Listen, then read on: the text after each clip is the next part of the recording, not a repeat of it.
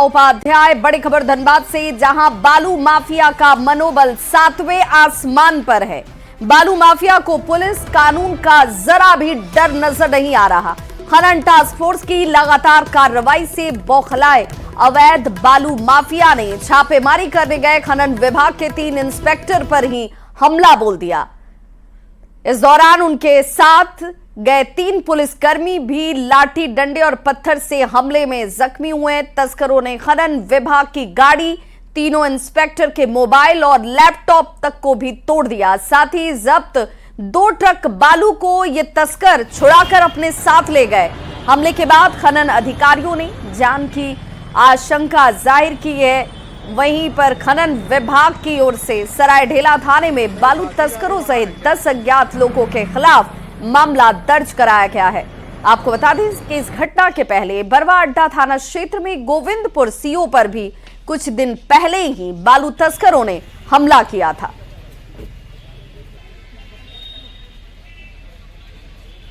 मामला जो है गोल बिल्डिंग के समीप बालाजी पेट्रोल पंप के समीप जो एक घटना घटी, जिसमें हम लोग के द्वारा जो औचक छापामारी किया गया, जिसमें 2 बालू लदे वाहन को जब्त करने के दौरान कुछ स्थानीय असामाजिक तत्वों द्वारा हम लोग पे हमला किया गया। और उसके हमला के दौरान जो जांच किया गया, जांच में स्थानीय पूछताछ के दौरान हम लोग को पाया गया कि लगभग 4 व्यक्ति और उनके साथ 7-8 व्यक्ति टोटल थे। इसमें 4 व्यक्तियों का नाम आया और नाम सभी पे हम लोग नामजद प्राथमिकी दर्ज करने के लिए थाना आया।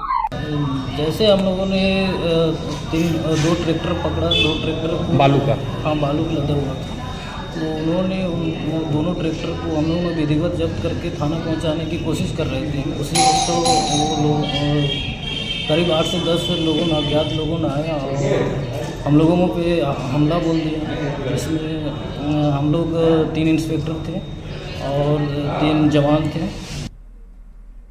धनबाद जिले में इन दिनों बालू माफियाओं का मनोबल 7वें आसमान पर है। पहले बालू माफिया ने गोविंदपुर के सीओ पर हमला किया था और अब फिर से एक बार बालू माफिया खनन विभाग के 3 इंस्पेक्टरों पर जानलेवा हमला किया है। वहीं खनन विभाग के सरकारी गाड़ी को भी क्षतिग्रस्त किया गया है और साथ ही साथ जो खनन इंस्पेक्टर थे उनके मोबाइल को भी तोड़ दिया गया।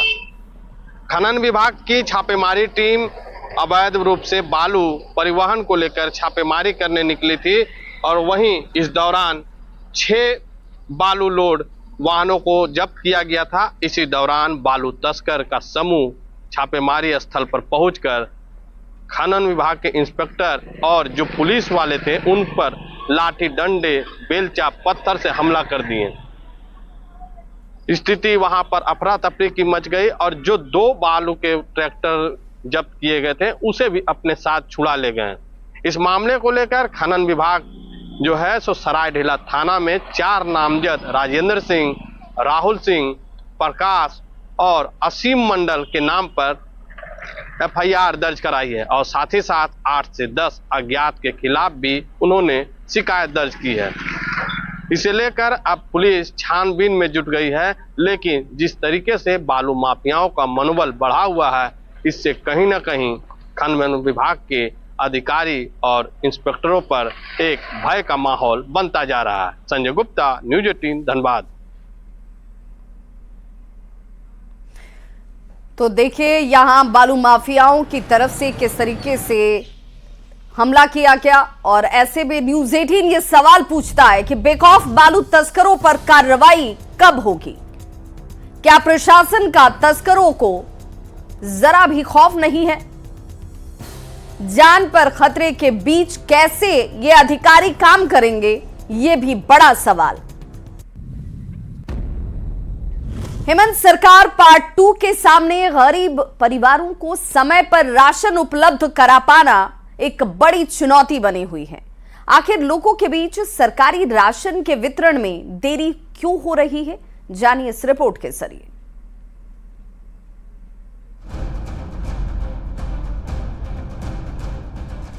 ग्राउंड रिपोर्ट, सरकारी राशन का सच। राशन कार्ड है पर फिर भी नहीं मिल रहा पूरा राशन। झारखंड में बेपटरी जन वितरण प्रणाली को पटरी पर लाना आज भी बड़ी चुनौती बना हुआ है। सरकार चाहे जिस किसी की भी हो, लेकिन गरीब परिवार की थाली में सरकारी राशन की कमी दिखी जाती है।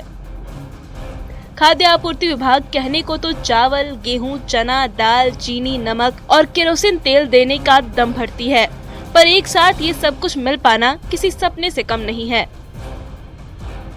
झारखंड में पीडीएस सिस्टम का हाल भी जान लीजिए। राशन कार्ड धारियों की संख्या 65 लाख है।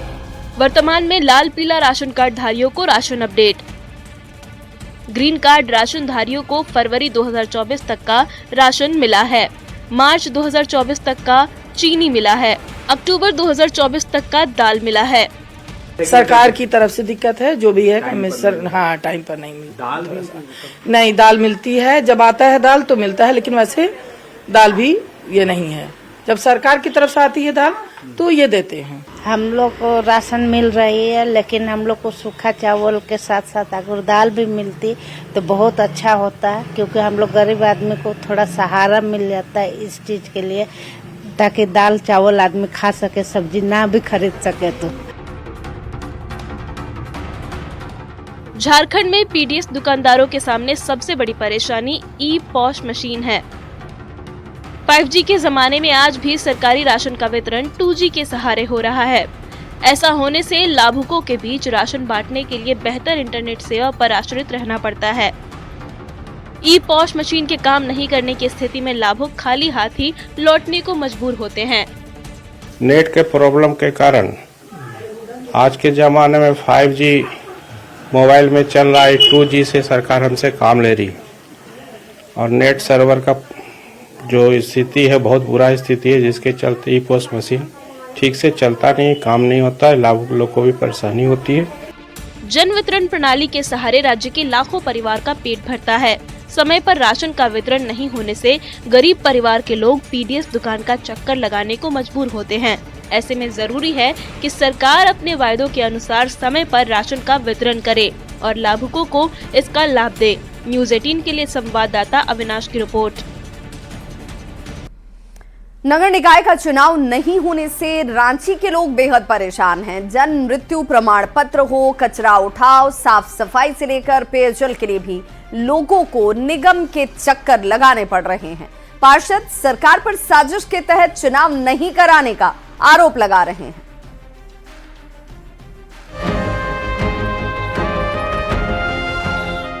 बोरिंग खराब है, लाइट खराब पड़ी है, शहर की साफ सफाई नहीं हो रही है। ये आवाज है राजधानी रांची में रहने वाले लोगों की, जो अभी तक नगर निकाय का चुनाव होने का इंतजार कर रहे हैं। चुनाव न होने से लोगों को काफी परेशानी हो रही है। उन्हें छोटे मोटे काम के लिए भी निगम के चक्कर लगाने पड़ रहे हैं। बोरिंग खराब है, बोरिंग नहीं बन रहा है। लाइट खराब है, लाइट नहीं बन रहा है। डेंगू फैला हुआ है, साफ सफाई का गाड़ी नहीं आ रहा है। बहुत सा दिक्कत हो रहा है।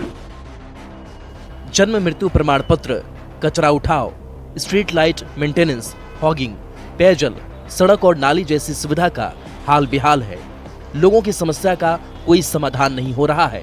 सबसे ज्यादा परेशानी पार्षदों को हो रही है, क्योंकि उनकी बात निगम के अधिकारी और पदाधिकारी नहीं सुनते। ऐसे में लोगों के पास कोई चारा नहीं बचा है और वो बदहाली और भगवान भरोसे ही जीवन यापन कर रहे हैं। समस्या ही समस्या है। न रोड का रिपेयर हो पा रहा है, न नाली का सफाई उतना प्रॉम्प्टली हो पा रहा है, न कहीं बिजली का बल्ब चेंज हो पा रहा है।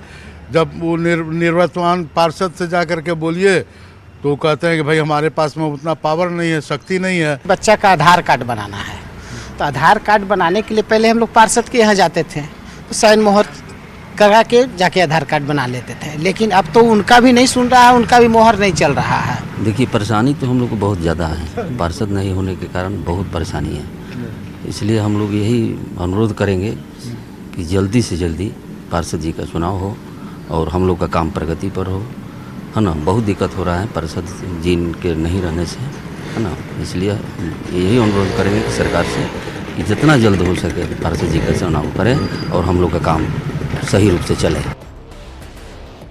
निवर्तमान पार्षद का कहना है कि जनता पार्षद को ही पहचानती है और यही वजह है कि लोग आज भी पार्षद के पास पहुंचते हैं। फॉगिंग न होने से डेंगू का प्रकोप बढ़ रहा है, शहर की साफ सफाई नहीं हो रही है, यहाँ तक कि कचरा उठाव की स्थिति भी दयनीय है। निवर्तमान पार्षद सरकार पर साजिश के तहत चुनाव नहीं कराने का आरोप लगा रहे हैं। हालांकि नगर विकास मंत्री सुदिव्य कुमार सोनू ने कहा कि निकाय चुनाव को लेकर सरकार गंभीर है और जल्द ही इसकी प्रक्रिया पूरी कर ली जाएगी। आम जनता तो पार्षद को ही जानता है, निवर्तमान पार्षद हम लोग हैं, हम ही लोग पास आता है, पर बहुत दुख के साथ कहना पड़ रहा है कि नगर निगम अक्षम हो चुका है। अब एकदम कोई भी काम नहीं हो रहा है। निगम से फॉगिंग इस बार इतना बुरा स्थिति था कि पूरे बरसात से लेकर के आपको ठंडा आ गया, गर्मी, कहीं फॉगिंग नहीं हुआ। निकाय चुनाव कराने के लिए सरकार प्रतिबद्ध है। निश्चित समय पर निकाय चुनाव होगा।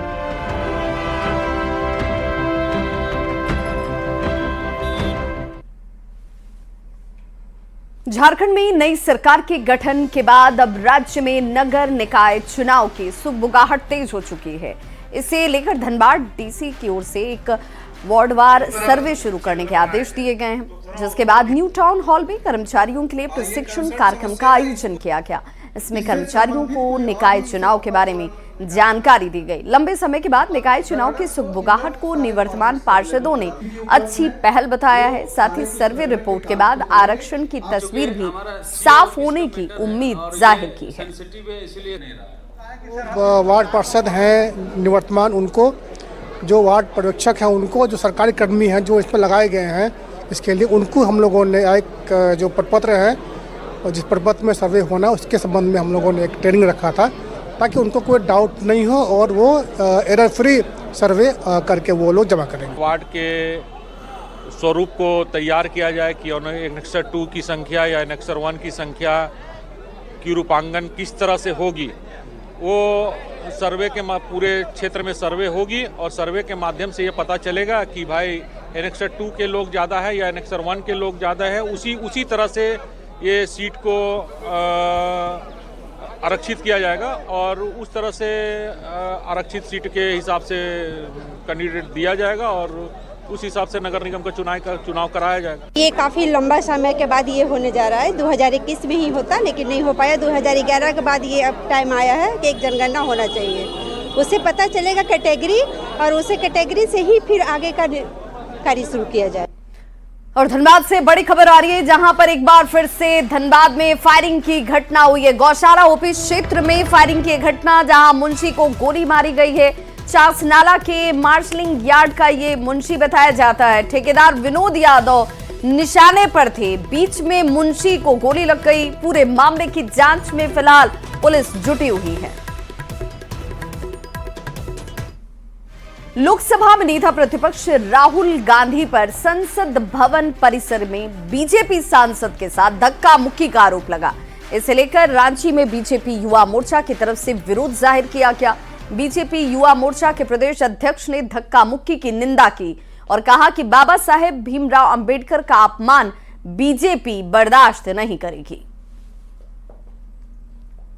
2 सांसद घायल हैं और दोनों ने बयान दिया है कि राहुल गांधी जी ने उनको पार्लियामेंट के अंदर धक्का दिया है। राहुल गांधी जी ने भी मीडिया के सामने एक्सेप्ट किया है कि हम उस ओर जा रहे थे और धक्का लगने से कुछ होता नहीं है। इसलिए राहुल गांधी जी को देश की जनता के सामने आकर माफी मांगनी चाहिए। इस प्रकार का कृत्य उन्होंने किया है, ये कहीं से भी शोभनीय नहीं है। लोकतंत्र के मंदिर में आज कांग्रेस का जात चलित और चेहरा पूरे देश की जनता ने आंख के सामने देखा है। झारखंड के 60 बिल्डर ने रजिस्ट्रेशन कराए बिना ही फ्लैट बेचना शुरू कर दिया है। इस पर अब झारेरा ने कड़ा रुख अपनाया और 10 दिन के भीतर रजिस्ट्रेशन नहीं कराने पर प्रोजेक्ट को सील करने की चेतावनी दी है।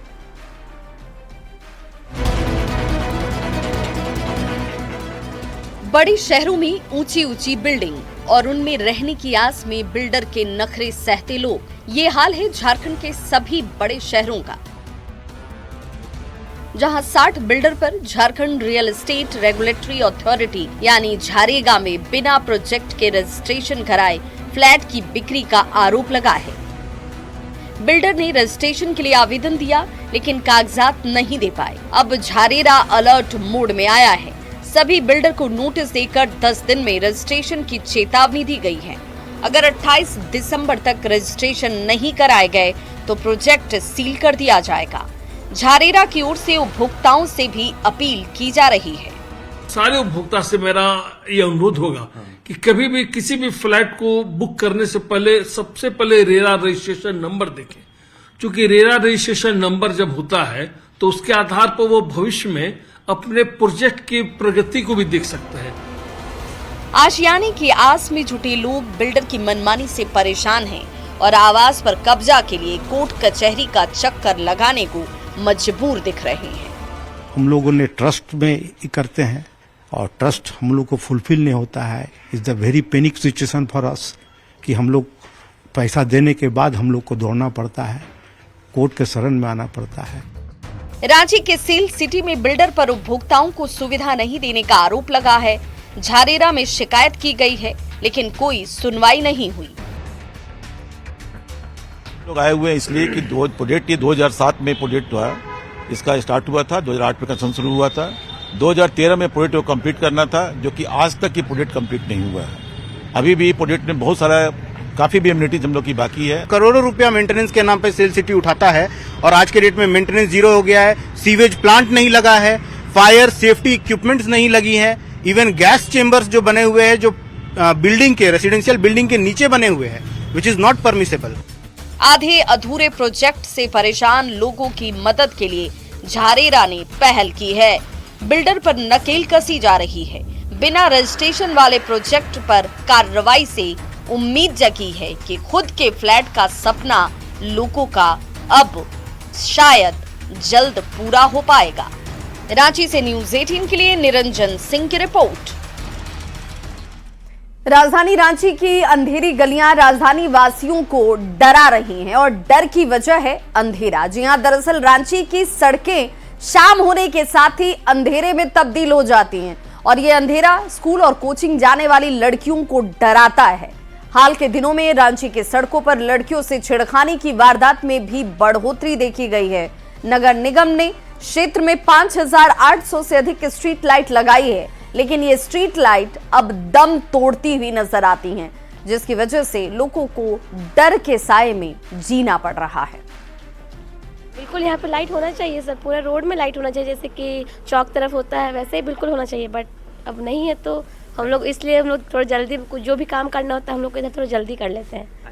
जब मैं ट्यूशन पढ़ा के जाती थी तो पहले 7 बजे जाते थे, बट अब थोड़ा सा जल्दी जाना पड़ रहा है। लड़कियों को क्या, सबको डर लगता है सर, डर का माहौल रहता है, सबके लिए है ये चीज़। और स्ट्रीट लाइट लगना तो बहुत ज़रूरी है और पेट्रोलिंग के लिए भी हम बोलेंगे, और ठंडी के दिन में तो खास कर। कैसे अनसेफ फील करती हैं, बिजी रोड है और इधर काफ़ी अंधेरा रहता है, तो कभी भी लड़के आते जाते रहते हैं, कुछ तो गेट भी खटखटा के चले जाते हैं। तो 53-54 टीम्स यहाँ बनाई थी अलग अलग वार्ड के लिए, और एक स्ट्रीट लाइट्स का पोल पर वो अधिष्ठापित है या नहीं है तो चालू है या नहीं है, वो सत्यापन हम लोगों ने किया है। तो उससे भी हम लोगों को एक डेटा मिला है कि कहाँ पर स्ट्रीट लाइट ख़राब हैं या काम नहीं कर रहे हैं। तो उसमें भी एक रिपोर्ट डिटेल में आई है, वार्ड वाइज एक संख्या हमको देखनी पड़ेगी कि क्या है, लेकिन वो सर्वे एक्सरसाइज हम लोगों ने पूरे निगम में कंप्लीट किया है और उसके आधार पर इस एजेंसी के माध्यम से या एक और हमारे यहाँ एजेंसी है, आगे जो भी हम मोड निर्धारित विभाग से यहाँ से होगा हम लोग इंश्योर करेंगे कि स्ट्रीट लाइट्स शहर में प्रभावी रूप से रहे। ये अंधेरी गलियां नगर निगम की पोल खोल रही है। हालांकि निगम के अधिकारी कहते हैं कि लाइट नहीं जलने पर तमाम कार्रवाइयां की जा रही हैं, लेकिन सवाल ये होता है कि ये कार्रवाई कब खत्म होगी और कब इन गलियों में रोशनी होगी। कैमरा पर्सन संजीव तिवारी के साथ गौरव झा, न्यूज़ 18 रांची। सरकारी स्कूल में बच्चे जान जोखिम में डालकर भविष्य बनाने को मजबूर हैं। सरकार सरकारी स्कूलों की शिक्षा की व्यवस्था को दुरुस्त करने में लगी है, लेकिन कई ऐसे गांव हैं जहां आज भी बच्चे जान जोखिम में डालकर पढ़ाई कर रहे हैं। देखिए ये रिपोर्ट।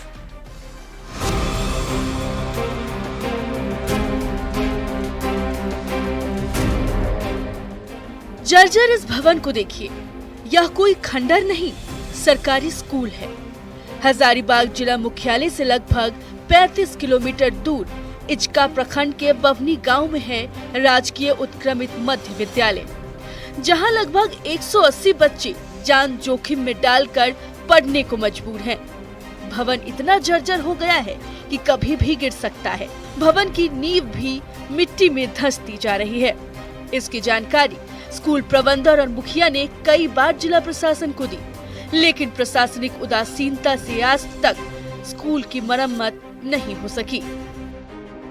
सरकार जो है शिक्षा व्यवस्था सुधारने के लिए कई पहल अपना रही है, लेकिन अगर हम जीरो ग्राउंड की बात कर ले तो सच्चाई जो है कुछ और ही बयां करती है। अभी हम हजारीबाग के एक सुदूरवर्ती गांव बभनी में आए हुए होंगे और आपको दिख रहा होगा कि यह जो विद्यालय है राजकीय उत्क्रमित मध्य विद्यालय बभनी है, जहां बच्चे जो है पढ़ाई किया करते हैं। लेकिन अगर वर्तमान की हालात की बात कर ले तो यहाँ पर जो है हालात काफी जर्जर है। बिल्डिंग के जो है वो टुकड़े दिख रहे होंगे, या टुकड़ा जो है हमेशा बच्चे बताते हैं कि वो गिरता रहता है और बच्चों के बीच डर बना रहता है। ऊपर का जो छज्जा वगैरह जो है काफ़ी जर्जर हो गया है।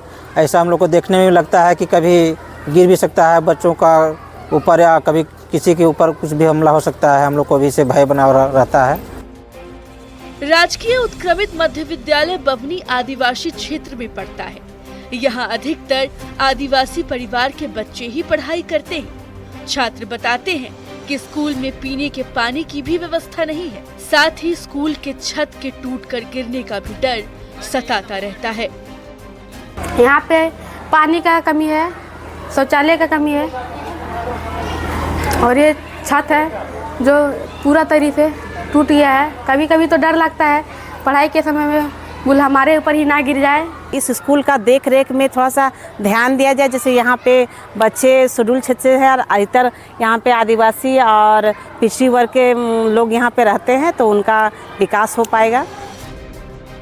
चारों तरफ से पहाड़ों से घिरे इस स्कूल के शिक्षक लगातार मांग कर रहे हैं कि स्कूल के हालात को सही किया जाए, लेकिन लंबे समय से सुधार की मांग के बाद भी हालात जस के तस हैं। देखना यही होगा कि कब जिला प्रशासन और शिक्षा विभाग की नींद खुलती है। न्यूज़ 18 के लिए हजारीबाग से संवाददाता सुशांत सोनी की रिपोर्ट। तो इस बुलेटिन में बस इतना ही, लेकिन न्यूज़ 18 बिहार झारखंड पर